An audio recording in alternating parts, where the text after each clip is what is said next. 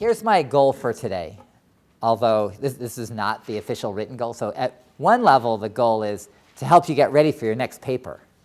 Right? That this is the one session we're going to do in the lead up to the paper that's due on the 9th, on November 9th, that should be more useful than anything else we're going to do, right? So keep that in mind. But here's my official class goal.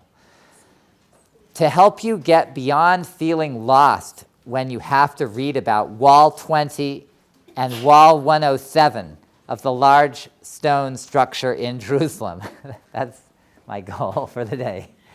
I think I had the numbers right, though I didn't actually go back and check. I'm pretty sure those were it. To help you get beyond feeling lost when you have to read about Wall 20 and Wall 107 of the large stone structure in Jerusalem. And then there's a little sub-goal, which is, and if possible, to help you feel the magic of real historical stuff. And this is partly because, to some extent, like even to be interested in anything old at all automatically puts you in a minority of the population. And so I don't know how many of you are willing to put yourself there. You thought, well, it's the only class I could get, fulfill this requirement, and I'm stuck with it. Well, I don't know. But it would be nice if you either came with some interest in things old or acquired it along the way.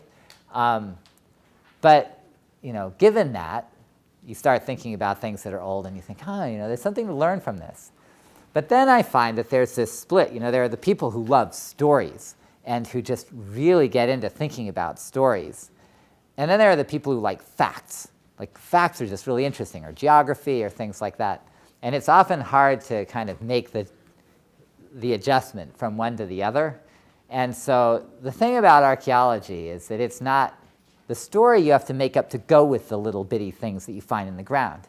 And of course, that is part of what makes it fun, is figuring out where the story is compared to all of these facts that in themselves seem, they're sort of dry and they're disconnected. You just dig up these things out of the ground. There are the walls and these layers of stone that are paved on top of the flank of part of Jerusalem. You think, what does this mean? What is the story you can tell from it? And of course, in a way, the whole argument between Finkelstein and Mazar and a lot of other people is about what story you can tell that goes with these actual materials. But the thing that I think is cool, or at least potentially cool, not to push my case too far, is that, this is real stuff. This is the ancient material. The Bible, who knows how old it is or how young it is. It could all be made up. At least some people seem to think so, right? And so you can argue about it. It's got good stories. But when you've gone out in the field and you've dug up these things and you have some scientific basis for thinking you've got the dates at least close to right, at least you can argue about exactly where you are, when you are. But here it is, right? This wall, whatever, this building and the stepstone thing, they have to be explained. And they're in Jerusalem. There's no question this is Jerusalem. And so is it David and Solomon's Jerusalem? Is it later Jerusalem? You've got to deal with this stuff. And at least some people find this interesting, right? That there's actual material that you can then put into a kind of conversation with the stories of the Bible, for one, and duke it out, right? Try to figure out what is real here. What do you do with this hard evidence from archaeology, stuff that nobody knew about before people started digging around? They're not just traditional. They're real stuff. And yet there are then the stories and the traditions and the Bible. What do you do when you put these two things together? So for one part, this is not an archaeology class, and I've got I built in a bias toward going with the stories as more of a touch point for the primary evidence, or at least the text. But today we're not going to do text. Today we're going to do the other stuff. Now, so I'm ready for the first picture. So I brought along a set of pictures, not a lot of pictures, but I've got a set of pictures, about 4 or 5 pictures, that revolve around this stepped stone structure, or just stepped structure. Do we have too much light? Can you see it? Well, it'll start to come on. Okay, there we go. This is getting better. So it's a little fuzzy. Took this off the internet. So this is the stepped stone structure. And the picture that I took off handily had labels already. So it's a little bit too detailed, but so of course here it is, right? It's this kind of very steep slope that is paved with these stones of some kind. And then you can see there's this thing that says Northern Hasmonean Period Tower, Southern Hasmonean Period Tower. But Hasmonean period is like the 2nd century BCE. So this is after the time of Israel. It's really Roman times almost. And so, yeah, that's pretty old still, right? We're talking about real archaeological artifacts. But this would be after the time of Israel, after the time of Judah as a separate kingdom, after the biblical period. So for one, you can see that this structure is kind of tucked in between these things. Now, archaeologically, it's just a basic principle of archaeology. One of the things that you'll hear archaeologists talk about is stratigraphy. So, very important word. It has to do with the deposition of layers. Geologists talk about stratigraphy also. I was a geology major before I changed fields. And it has to do with the deposition of layers. And then stratigraphy is the analysis of that deposition, sort of identifying those layers. Okay, so basic principle of stratigraphy. If you see a Hasmonean period tower, now of course it's not a layer of dirt or something like that, but it's archaeologically it would be considered part of a building stratum, a building layer. How must it relate to the stepstone structure if that stepstone structure has something to do with Israel? You follow me? So stratigraphy has to do with laying down of layers. How must something that comes from the time of the Romans relate to that stepstone structure? Just occurs to me. Yeah? Perhaps the tower was built off of that. When you say off of, yeah, well, I mean, at least, do you get that it has to have been built later? So physically, where is it? That's what I mean by stratigraphy. It's on top, right?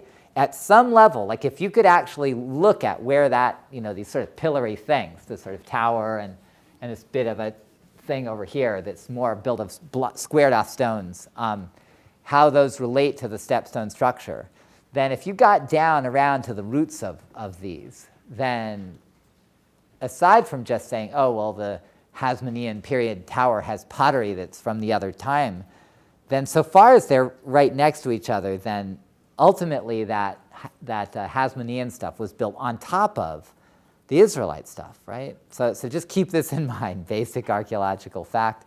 And this is going to be rather important because even though I don't have all the detailed pictures to, sort of pull apart the debate, but when Mazar and Finkelstein are arguing against each other, often this is just the sort of thing they're arguing.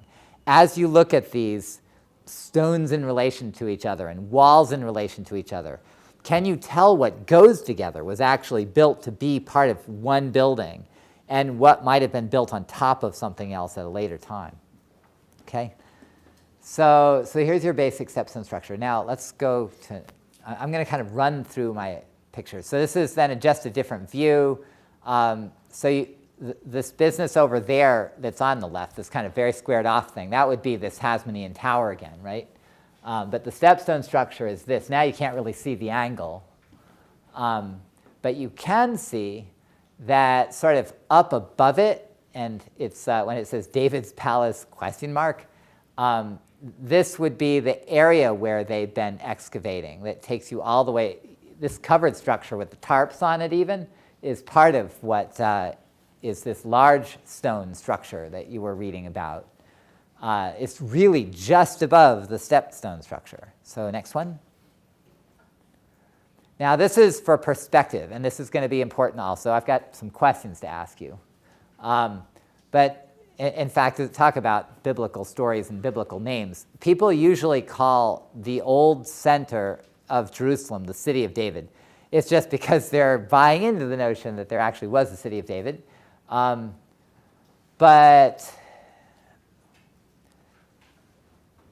it's a little bit hard. I have one more picture. I can't remember how much of this shows. But so you see, that's called the Dome of the Rock with the gold leaf on the top. And then there's a huge and famous ancient mosque that covers the whole. This is actually, I guess it's the southern end of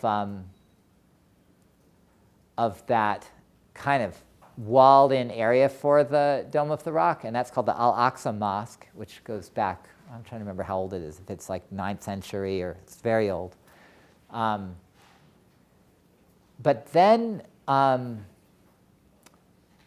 if you follow beyond that, you can see there's a sort of wall, right, that runs around like this. So there's what they call the Old City of Jerusalem that's surrounded by a 16th century, like CE or AD wall that goes back to the Islamic rulers of a certain period. But interestingly, while the Temple Mount is just at the edge of that old city, which is kind of to the left up above, there's this finger of land that really kind of continues. And you can see from the shadows, right, that there's a shadow. It must be late in the day. And so you can see there's a sharp slope off to that side, east side of the mosque and the Temple Mount. And then it continues all the way down to about here. And then, in fact, the slope goes about like this, back up. So you have to imagine that there's this high finger of land that starts up at the area with the Dome of the Rock and continues all the way down to about where those streets come together. And it appears that this was actually the oldest part of the city of Jerusalem. And that if you're going to find anything that's really old, that's inside that city, then it would be in that territory, and they tend to call it the City of David. Now, I have one more picture of that. And this was just to give you another sort of sense of it, right? So from a different angle, and this one kind of mapped in. So it's just to say that there's a low, this road here follows another kind of lower line of terrain. And then, it's just marking out these valleys. There's lower land down the bottom, lower land to the east. And then what they often call the Temple Mount is because the tradition would be that the Dome of the Rock was actually built on the temple site. Now, whether that's exactly true or roughly true, we don't know. And you can see, like, if you compare the rest, if you think, well, look, archaeologists, why don't you get together and start digging? Everybody's arguing about this stuff. Why can't you go and figure it out? Well, so just look at this, right? How much of this city of David is available to dig? Probably 2/3 of the space is occupied by this sacred enclosure that takes you from, this is the mosque again, to the Dome of the Rock, and then you can see there's trees and where the upper boundary of that would be. So you can't get at it. Right? There's nothing that you can excavate because it's sacred ground. And aside from anything, it's Islamic sacred ground. And when the people who are interested in this most are Jewish and Christian, then it just doesn't seem like something to give on. So any excavation has had to be in this lower area. And even then, you can see there's all these houses. So it's not as if you can just take it apart. It's privately owned. There are all these buildings already there. And so the stepstone structure then would be here. And then when it says David's palace maybe up above, then that's again just above the stepstone structure. So the only area that's been really productively excavated in connection with this period is that small part of the oldest part of Jerusalem. Any question about it? You sort of with me so far? So did I have one more picture? I just need to check. No. Okay, so just back up. So now if we could back up to the, let's see, which is the better stone structure, to the first one, I think, maybe. Let's start here. But we could go back and forth if you want to see anything again. So here is my large question that I want to take a bunch of time to talk about with you. Using everything you can remember from the articles, so I really appreciate your preparation for today, and I know that this is a lot of stuff in those articles, and I don't expect you to have understood everything. If there are questions you have, today's a good time to ask them. But using everything you can remember from these articles, as well as just your eyes and your logic, your brain, what can you learn from these two constructions? So I mean the step structure, which is the one that you see there, and then up above it, what's now covered by those, you can see these sort of shaded over areas up above it. That's going to be the large stone structure that has some kinds of walls. So you know what, Mari? I did send you more. I wonder if in whatever the last thing I sent, I had pictures of the large stone structure. Any chance of recovering? I can look. Yeah. Okay, it would have been the last stuff I sent. Okay. So I have 2 or 3 more. If I don't have them, I don't have them. I had come up with some pictures of the structure itself, of the walls up close, and of the relationship between the stepstone structure and the... So give it a try. But so again, we'll sort of hold in terms of the images, right? But what do you see here that would tell you something that you can learn from these things? Go ahead. I was actually going to ask you a question. Go ahead. What's the significance? I don't understand what the significance of the stepstone structure is. How do we know? Why do we associate it with the biblical narrative? How do we know it's from around the Yep. 10th century?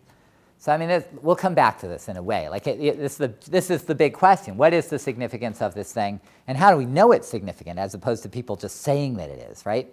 And so we'll come back to this. So in a way, though, I want to take this backwards from that question and say, if that is the question, why is this thing so important? But a lot of people seem to have thought it was. So what if we just look at it? In a way, I want you to look at this like a text.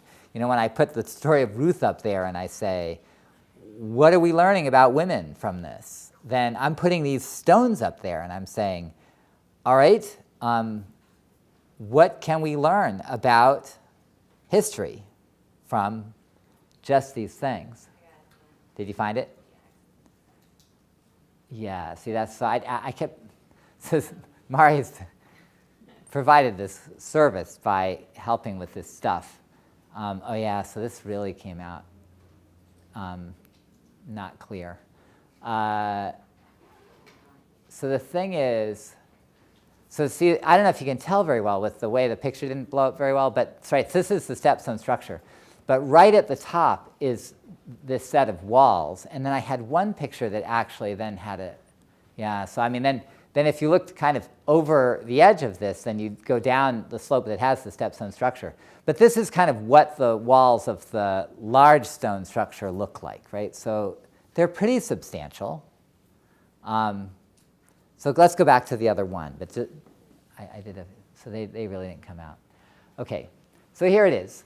Here's the stepstone structure. So if we keep in mind this question, why does this matter?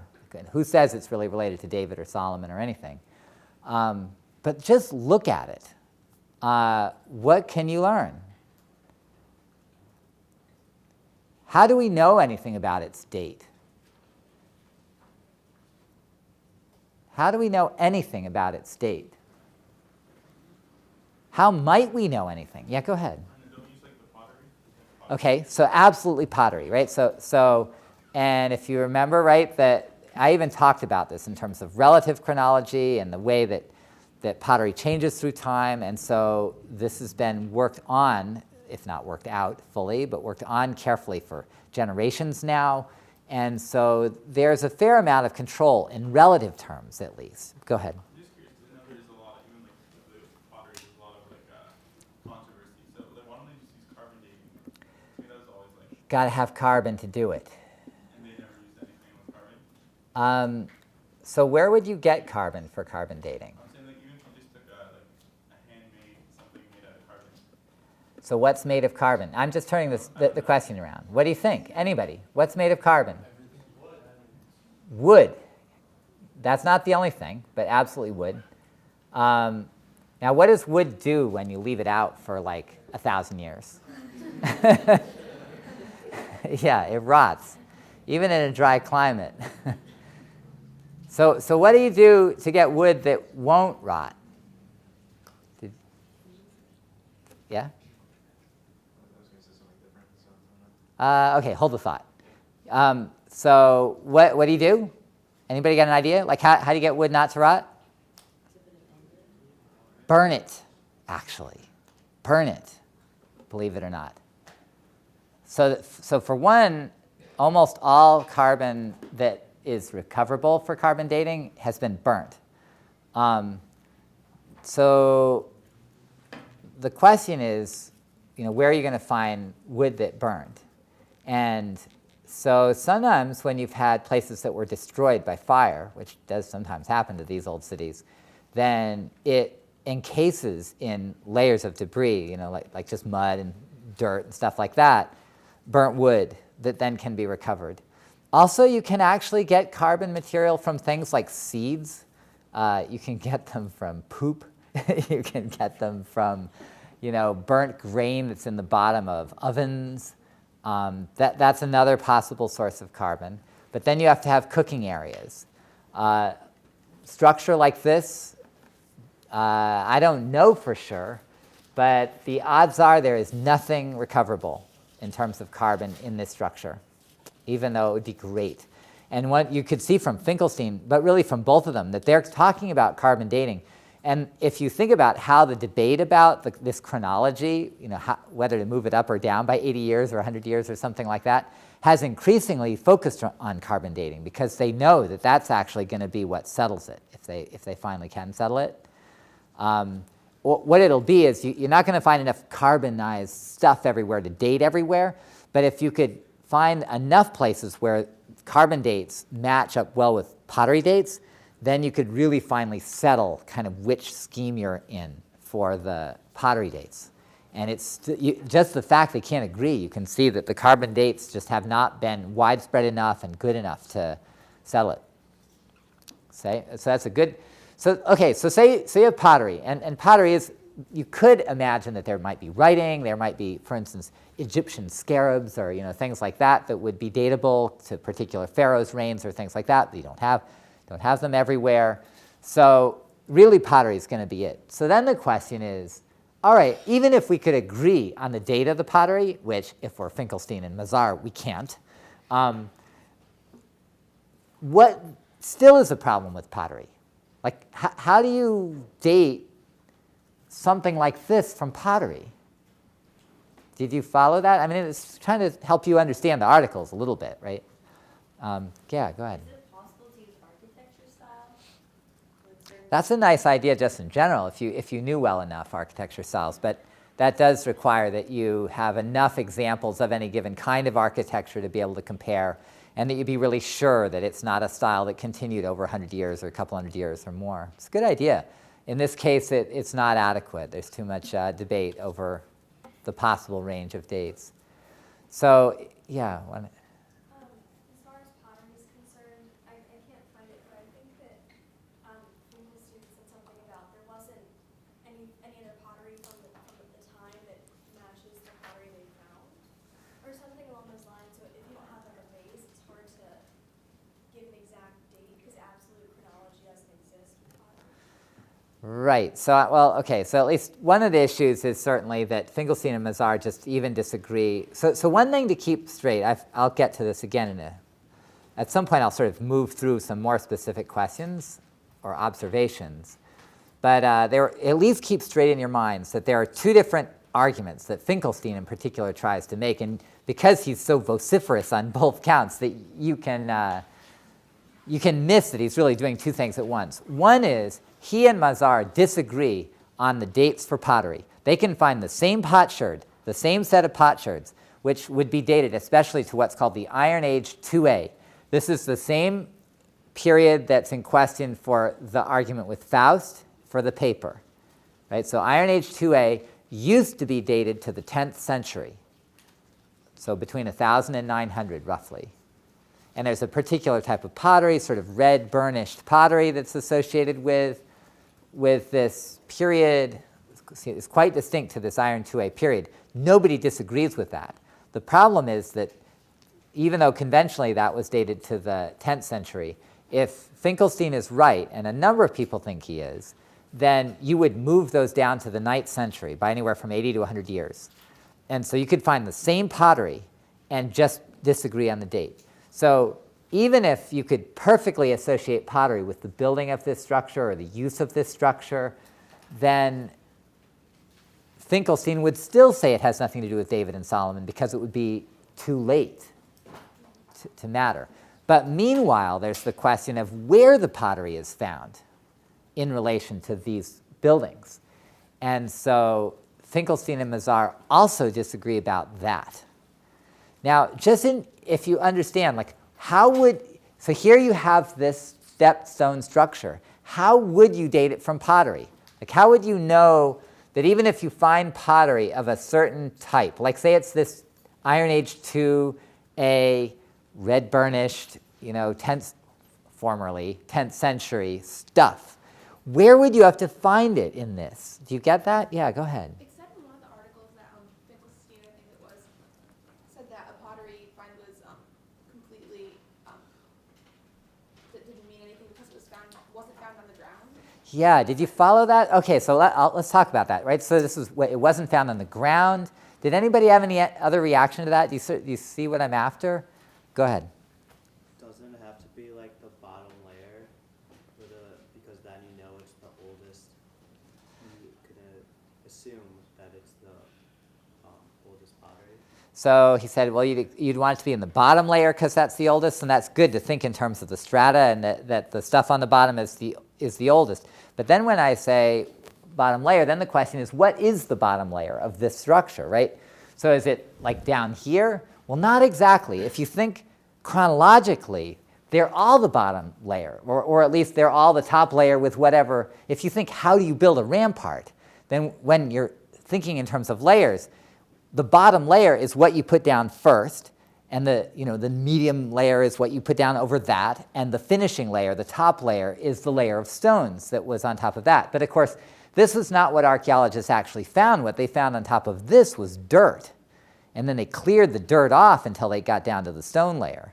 So the thing I'm after, so if you go to this question of pottery being found in what's often called fill versus pottery that's found integrated into a structure.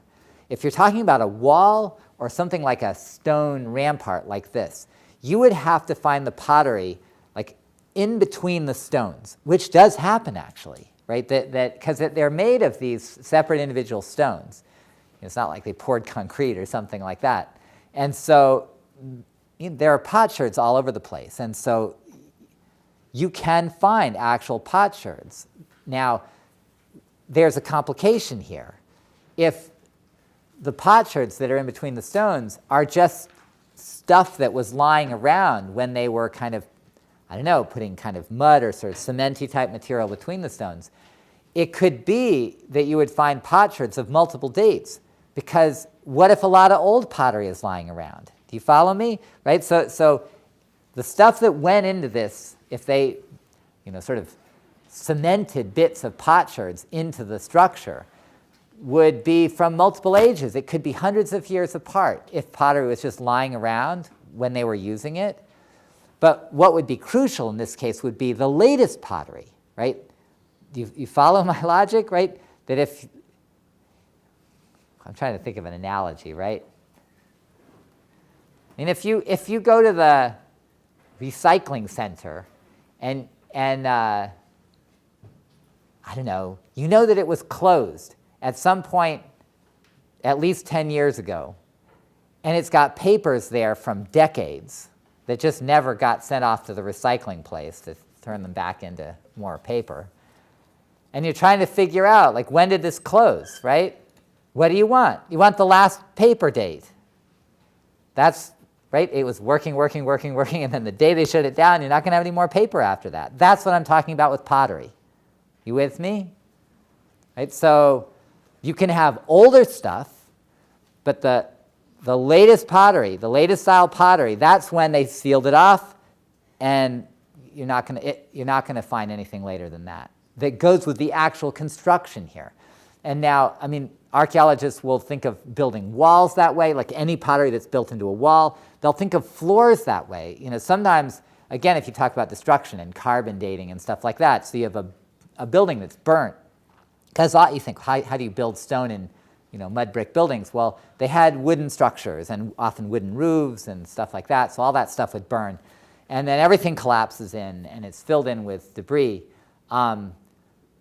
What often happens in that case is that anything that was on the floor, anything that was on shelves, the shelves all collapse, everything ends up right on the ground. But anything that's on those surfaces, and you can tell when you excavate when you're on a surface that's been untouched like that. Like there was stuff sitting on the ground, sometimes it's a plastered floor, and there it is. So you know when you're finding stuff that's sitting on that floor that it has to be that date or older, right? Same logic. Is this hard? You okay? So when you look at this stepstone structure and you're trying to figure out what date it is, then what the archaeologists wish they could find would be pottery that's actually built into it. Now, part of the problem is that it appears that with this stone structure, not that much pottery was built into it. And there's a certain amount of doubt about its date from pottery. So one of the things that they did was they dug underneath it, which a little bit goes down to your observation about, or back to your observation about the sort of layers, and that you expect the oldest stuff on the bottom. So this is in Mazar's article especially. Everything underneath this, do you remember what was the pottery that was found underneath it? This is asking maybe too much detail.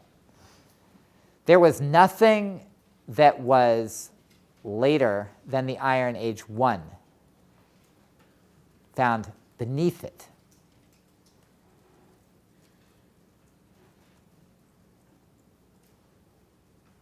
Now, if this structure totally sealed that, then you could say, well, that's a pretty good argument. But of course, how do you know that maybe you have some slope and they're using it to dump their pottery trash in for, you know, a few hundred years? And they stopped doing that in the Iron One, not because they built this stepstone structure, but just because they started throwing them on the other side of the mound, right?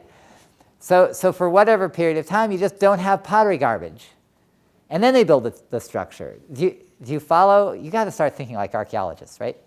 Like it is just because the pottery is older than the time of David, if you put it that, older than Iron 2A at least, does not prove that the structure is from that period. If you don't have the pottery actually built into it to prove it, it could be some time later, and you don't know how much later. Finkelstein says it could be a lot. Okay, so I mean, just right off, this a little bit goes back to the question that somebody asked early on. Why are people fussing over this? Like, why does this matter? And the simple answer is going to be because this is the one structure, or for a long time was the only structure found in Jerusalem that could be dated to the 10th century.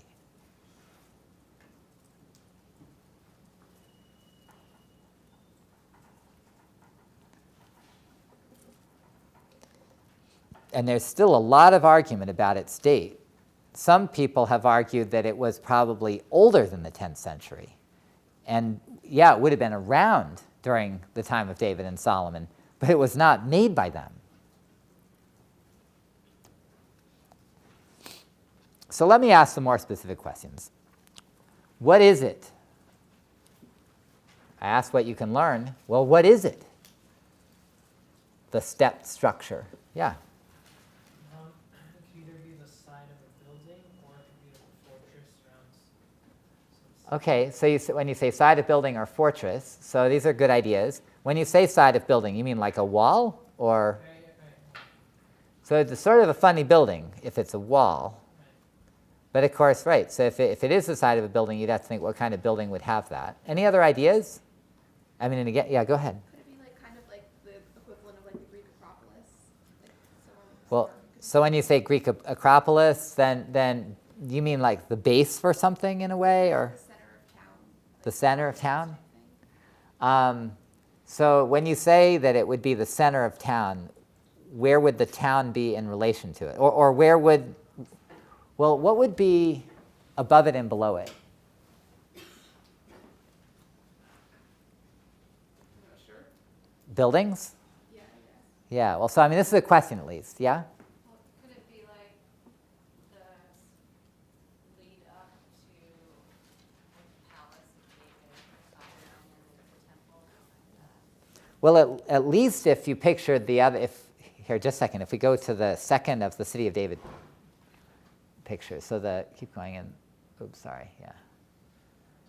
Yeah, okay, this is a better picture anyway, right? So it is a good idea that if you have, if that slope goes all the way up, and the so-called Temple Mount is up there, then you could imagine that you're below the real construction in a sense, right? That at least the top of the modern hill is still above this stepstone structure. And so this becomes a big question. Now remember, I mean, my pictures aren't as good as I'd like, but the large stone structure is above it, right? They excavated down and they found walls that are at about the top of this stepstone structure. So that would confirm at least the possibility that you'd have buildings built above it. Right? So at least right off it, if I ask, well, what is it? In a way, I'd say it's less likely that it's part of a building, at least in the sense of having a wall, just because it's made of all these knobbly rocks, and it's pretty big, actually. It goes up for, I don't know, 20 yards or something like that, and it's on this slope kind of like this. So it looks more like it's a support for something than that it's a building itself, which, I mean, in the ancient world, even though you can't assume everything's the same as for us, they did tend to build walls vertically. Like a wall for them looked like a wall for us. It goes up and down. But so it doesn't look like a regular wall. It looks like either a rampart or foundation to something, something on that order. Now, the other thing you might keep in mind when you're asking what it is go back to the first one, thanks, is, like how fancy is it, right? It's not made of cut stone. You can't see up close, but it's sort of rough cut, the stone. It's a little bit uneven. Some of that may be the trials of time. But for instance, the palace of Omri and Ahab, who were the powerful kings of Samaria in the 9th century, has been excavated at Samaria, which was the capital of the northern kingdom of Israel in a slightly later time than at least David and Solomon are portrayed as living in the Bible. And the palace there is made of this beautifully cut stone. I mean, you almost wouldn't imagine that the Israelites could have had technology like that in that time. And this is not made of stuff like that. So either they didn't have that kind of technology, or being a foundation or rampart or whatever, they weren't using it for this. So that should go into your picture. So then the next question would be, what would be above it or behind it? And especially, what would this large stone structure be, which is going to be kind of up at the top there, right? Like up where those covers are. Go ahead. What were the kind of stones you said they used? Jerusalem stone? Well, so the stone, I'm pretty sure, I mean, I didn't check, but most of the stone around Jerusalem is a kind of limestone, and it's not super hard. And, I think I'm pretty sure that's what they're built with, all of it, yeah. The other thing, at least to notice with the walls that I showed you from this large stone structure, is that when it says stone, of course, we're not talking about the building up to 2 stories high or something. Now, of course, you think, well, it was destroyed, how much is left? But often they would build the lower levels of buildings like this out of stone for security. But at least in a country like Israel, where they didn't have a lot of stone and also they weren't super rich, then they would build on top with mud brick. And so that's very likely what the stone structure had. Yeah? When you say the large stone structure, that's the wall that we saw, where the temple now? Like that's the wall surrounding the. So let's see. Let's do a couple of. So it's in this picture. Don't move yet, Mari. So in this picture, it would the so-called large stone structure would be just in that area that's covered by those, not quite awnings, right? But they've set up these shades, which would probably be for people working on them. And you can see they haven't excavated it way back because there's all these private houses and stuff like that. So it's kind of from the corner of the stepstone structure over to back where there's this Hasmonean period tower, and then back up and back. So they've excavated part of that area there. It's not a huge area. And if you go to the City of David thing, we're way, right? So this whole thing is like here, and then the whole Temple Mount is farther away. What do we think that the large stone structure was part of? Well, so again, if I start with the evidence, then if the question is what do we think it's part of, then this is a question. So, all right, you see the large ramparty foundation type thing. Then there's a building with stones like you saw. I mean, it had stone walls, at least the base of the walls were like that. And I don't have a picture that gives you a sort of sense of the layout, but say that you've got a couple of main walls. You've got the one that sort of ends up aligned with the stone structure, and then the other one that heads back. You've got these kinds of lines. Like there's one that comes this way and then one that goes up. And but then if I say, like, what do you know from this? Then the question is, well, what can you actually tell? And let me go ahead and I'll walk you through my thought for a little bit here, watching the time. But I wanted you to think about it yourselves. The sort of building that they found is large enough that archaeologists would call it a public building. So it doesn't look like a house. It's big enough not to be a house. The walls are thick enough. The rooms are numerous enough and set up in a way that's not a simple house.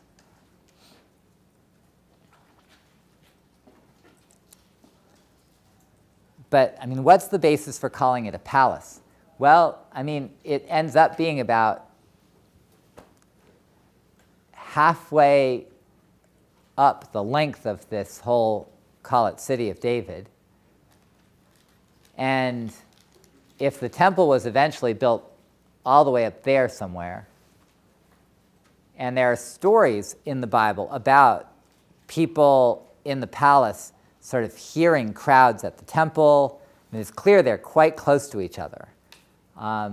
In a way, if I had to guess where the palace would be, I would almost put it farther north, farther up toward the mosque, or a little bit higher up on the citadel, if you think of it that way. So, to my mind, when I see that they're excavating some kind of public building or corner of something, I think of other things. There are storehouses, there are buildings associated with administration, and also sometimes there are just other rich people, who have not just regular houses, but some kind of large structures that would also be houses. There are other possibilities, and there's not enough of you can tell just by the fact they call it a large stone structure, that they're not finding enough to give them a lot of confidence about what kind of building it is. But as you look at it for itself and you think about all these arguments, don't jump to the conclusion that maybe they found David's palace or Solomon's palace or something like that, because it's just this one piece of a building that's not even in the most prominent part of what would have been the city. So then I ask, well, where is it? Right? So I ask, what is it? What would be above it? Where is it? Well, recognize it's on the east side of the tell, right? It's not on the large part at the top that now has the Dome of the Rock and so on, and where the temple more likely was.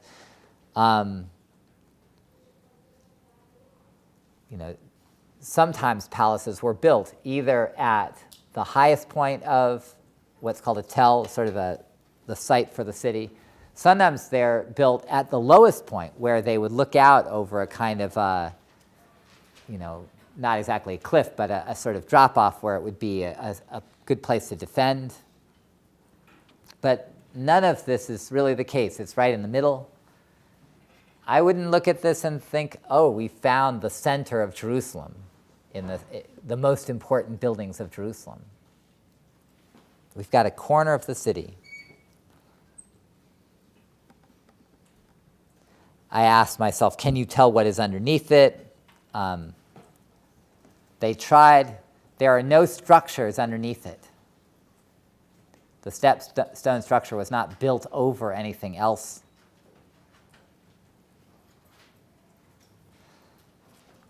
One of the intriguing problems with Jerusalem is that people look at what's been found, and of course, on one hand, people have been rummaging around looking for antiquities associated with Jerusalem for generations. And yet it is a very densely populated city. It's not easy to get at everything. And so it's a little hard to know whether, we're not finding 10th century Jerusalem because it's not there. We're not finding older Jerusalem because it's not there. Or whether we've just not looked in the right places, or stuff was destroyed and been lost. But something to keep in mind is, if you remember from earlier in the course, we talked about the letters from Amarna, from El Amarna. Well, Jerusalem is one of the sites in that Amarna collection that left us about 10 letters. And not one wall, not one house, not one building has been found from the late Bronze Age for Jerusalem. So we know it was there. We have independent, non-biblical evidence from Egypt that Jerusalem was there. And there's a little bit of late Bronze Age pottery, which would confirm that something must be there. But there's not one construction, not one thing. So part of our David-Solomon problem is related to our El Amarna problem for Jerusalem, that we're just missing something.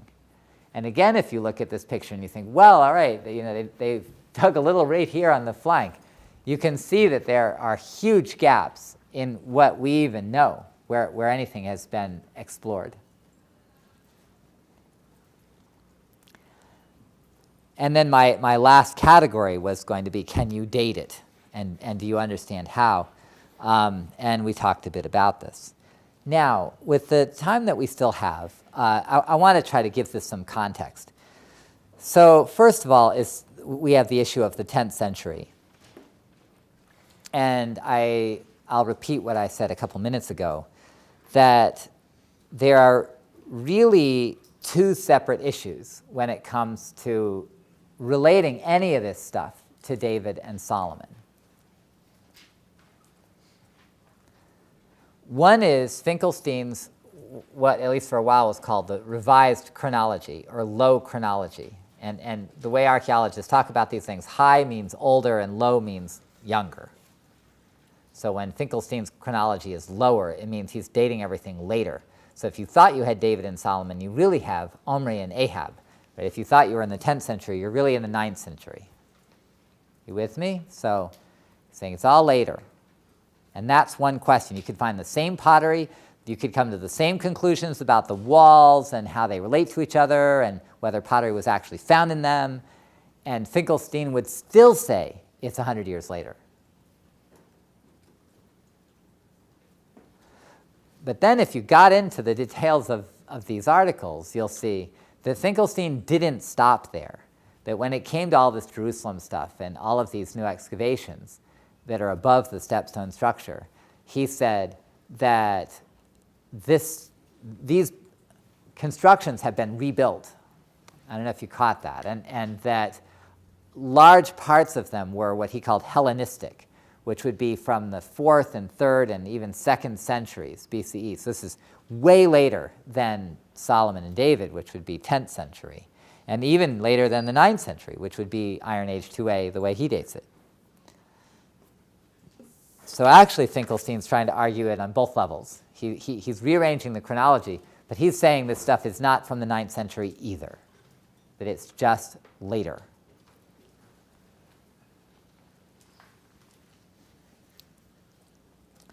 So then if you ask, why does all of this matter? The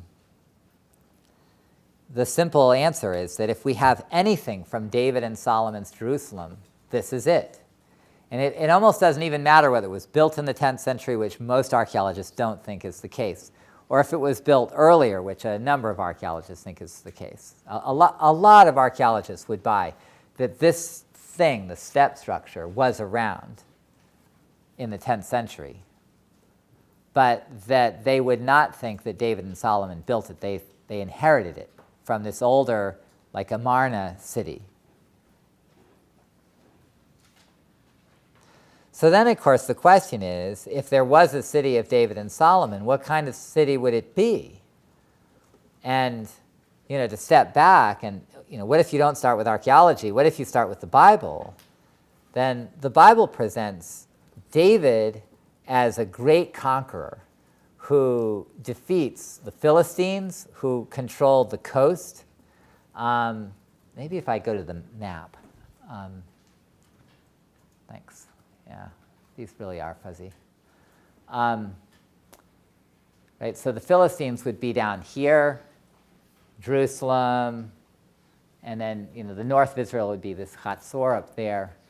But he's portrayed as controlling everything up to the sort of Dan and Chatzor area, down to Jerusalem and below. He defeats the Philistines. He controls areas of Syria, or at least he subdues enemies that go all the way up toward Damascus and to the north. He has kind of peace treaty arrangements. The kingdom would be portrayed as quite large, at least in certain biblical texts. And then Solomon builds the temple, builds himself this huge palace. The Queen of Sheba comes to him and says, you're so rich, you have so much stuff, I'm so impressed. You would just read the biblical story and figure that the period of David and Solomon should be the wealthiest period of all of Israel's existence. Now, it's interesting. I had my students last year do this paper looking at the descriptions of Solomon's reign. And I said, well, if you really read 1 Kings 1 to 11 and you tell me, what exactly does it tell you should look for as an archaeologist that he built? The list is not so long. He's portrayed as having all this loot, but it's unclear that you have a massive city of Jerusalem. It never shows you a huge population at Jerusalem, a massive city wall. It's a good question what the Bible really assumes in terms of Solomon's kingdom. But certainly the traditional way of reading it is that it should be massive and wealthy and glorious. And when you come to Jerusalem and you don't find much stuff, and this stepstone structure and its large stone structure above are the most elaborate things you find, and it's not even clear when they were built, then this shapes the historical discussion of the biblical stories of David and Solomon. So whatever you want to say about David and Solomon as real historical figures, not just this is what the Bible story says, then somehow you've got to go to this material, what it is and what's not been found, and have an explanation.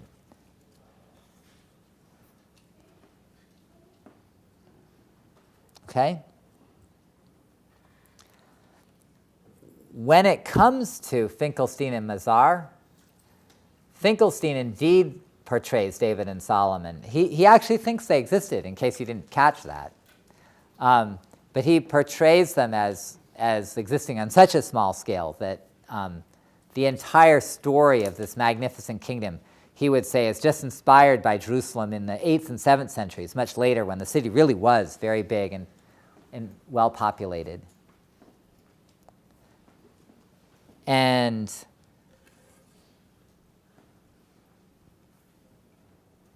the actual David and Solomon would have just been kind of local leaders, almost on a sort of large village, small town scale. No real kingdom involved. Now, I don't know what you caught about Mazar, but Mazar actually says, yes, they had a kingdom. It was a real thing. But he said Jerusalem was pretty small. One of the things that's an issue to deal with is that if you think huge empire, like shouldn't there be a great big city with lots of people and big walls? And he says, no, I mean, it seems pretty clear, no matter who you talk to, that the city of Jerusalem was quite small in this period. And so what he proposes, and I like his idea somewhat. I mean, it's still up in the air what can be proven, but I'm attracted by the notion that you would have had a city that had a palace and had eventually a temple that was the center of a new power, who knows how wealthy, but that had not actually grown into a place where people lived. It was more the symbolic center of a king who was starting something new. So it's possible you could have a small city that was the center of a new kingdom. But realize that even that's what Mazar is talking about. But then the last issue really when it comes to just what you can learn from this or why it matters is, of course, what does this archaeological evidence imply about the Bible and the nature of its stories of David and Solomon? And of course, again, you can see there's room for argument. I mean, Finkelstein and Mazar are totally in disagreement. And as a number of you noticed, I mean, Mazar is much more interested in making this kind of work with biblical stories. And we haven't talked about Bloom, but Bloom is a biblical scholar. He's not an archaeologist. You could tell that probably, right? And Bloom wanted to say, look, I mean, underneath these stories in their finished form do appear to be older material that relate to David and Solomon, especially to David, he wanted to say.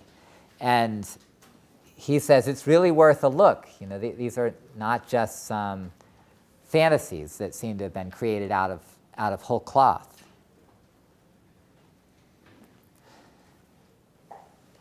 But this is a key challenge, that if you want to look at the Bible, stories about real figures or people who are portrayed as real figures, and you want to try to put together a sense of history, a sense of the actual past, you can't just do it based on the Bible. We have a real city here. You know, you can't, if the Bible talks about Jerusalem as the capital of David's kingdom and the base for Solomon's new power, we know where Jerusalem is. It can be excavated in part, and it has been. And this is what you get, a lot of uncertainty. And if you go the Finkelstein direction and you say, look, I mean, the whole chronology should be later. Really, we have nothing, like not a thing from David and Solomon's Jerusalem. Then one of the challenges is that you have to then ask, well, then where does the Bible story come from? What kind of writing is this? And the more skeptical you are about the substance of a kingdom that might have been from David and Solomon, then the more doubtful you're going to be about the history that the Bible knows. So when you're reading the books of Samuel and the beginning of Kings, you're going to figure there's just not much here that's based on history. And so you can see then there's this tension. So then if Mazar says, oh no, but I mean there's more here, or even if Bloom says this, then somebody else can come along and say, you just want it to be that way, right? You want the Bible to come out and be part of this story. And so you see you find what you want to find. You know, you see what you want to see. But of course, then the other side can come around and say, well, and you don't find it because you don't want it there, right? But you can't escape it, right? There are huge implications for what you find in the ground with the archaeology and how you understand the biblical story. So there we go. We've had our time, and you can tell it's not enough, right? That in terms of pulling apart these articles, there's so much more there. I had more in my notes. But I hope you get a little bit of a feel for some of the baseline for what's going to go into your second paper. And these are the debates about the 10th century.